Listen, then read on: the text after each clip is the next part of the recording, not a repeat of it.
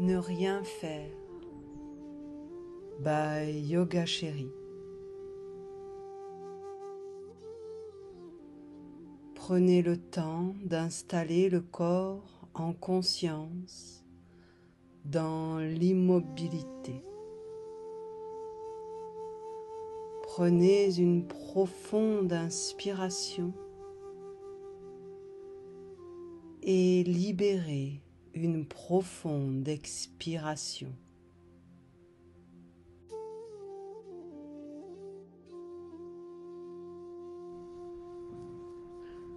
Toute action engendre une action.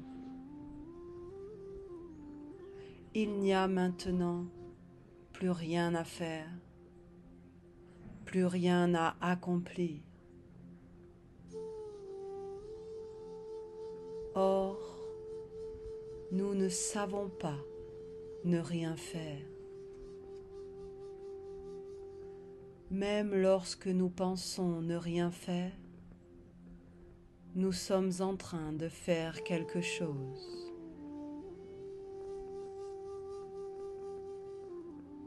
Nous nous identifions depuis si longtemps à ce que nous faisons et à ce que nous pensons que nous avons perdu le contact avec ce que nous sommes profondément.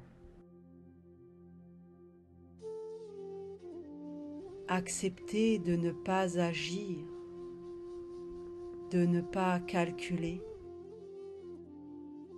abandonner toute volonté de contrôler, de faire,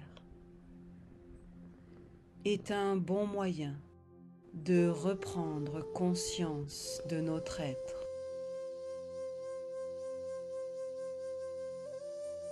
Une fois qu'on a trouvé la stabilité dans la posture, on ne bouge plus.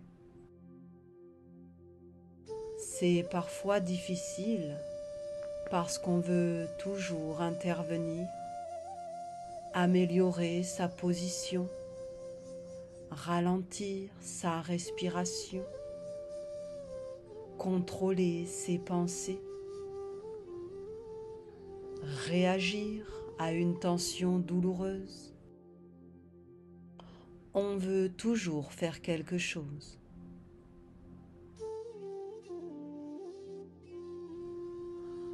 En acceptant l'immobilité, nous retirons à l'ego la possibilité d'intervenir en acte.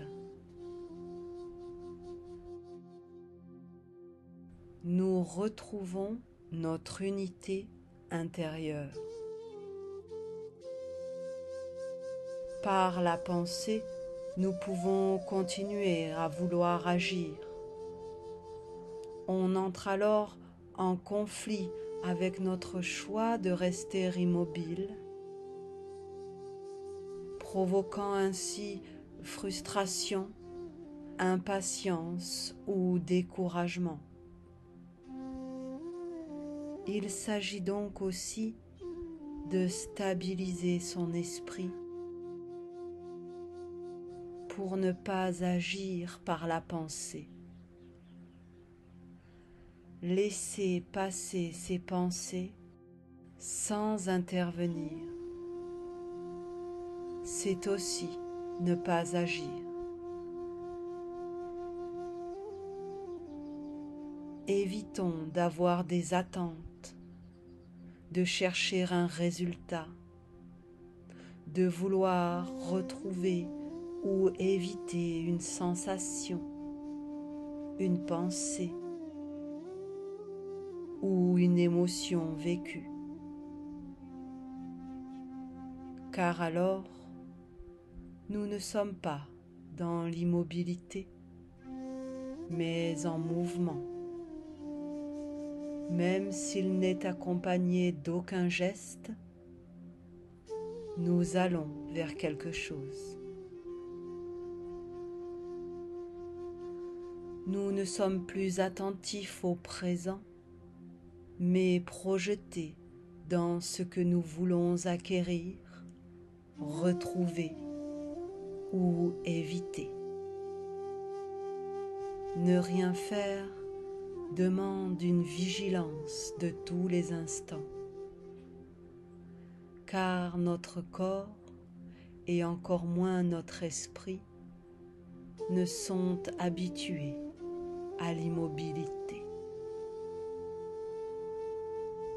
C'est dans cette faille entre ce que nous sommes et ce que nous voulons être que naissent la plupart de nos souffrances psychologiques. En gardant le corps et l'esprit immobiles, nous réduisons cette fracture et nous retrouvons notre unité.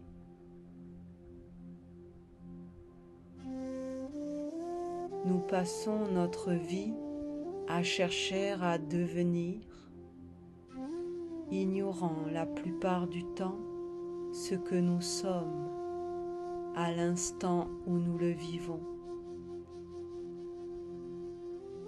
Être immobile, ce n'est plus être dans l'illusion de devenir. Pour prendre pleinement conscience de ce que l'on est, ici et maintenant. Le devenir est conduit à toute vitesse par l'ego.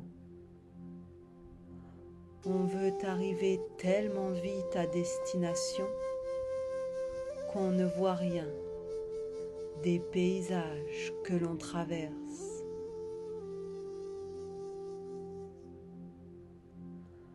Observe le paysage. Il ne s'agit pas de pratiquer en voulant devenir quelqu'un d'autre.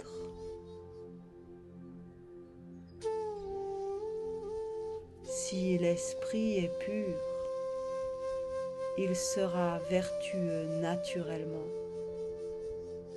Ses actes seront justes, sans volonté particulière, comme le soleil nous offre sa lumière.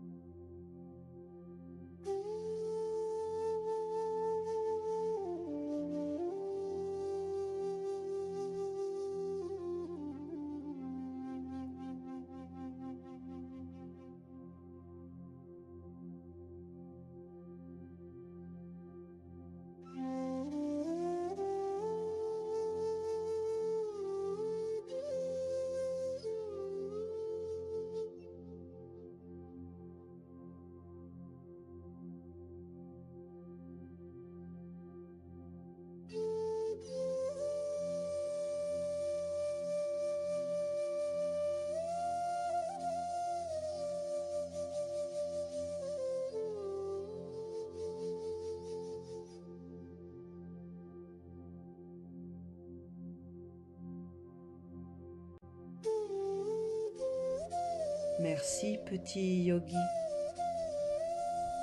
Merci yoga chéri. Merci la vie.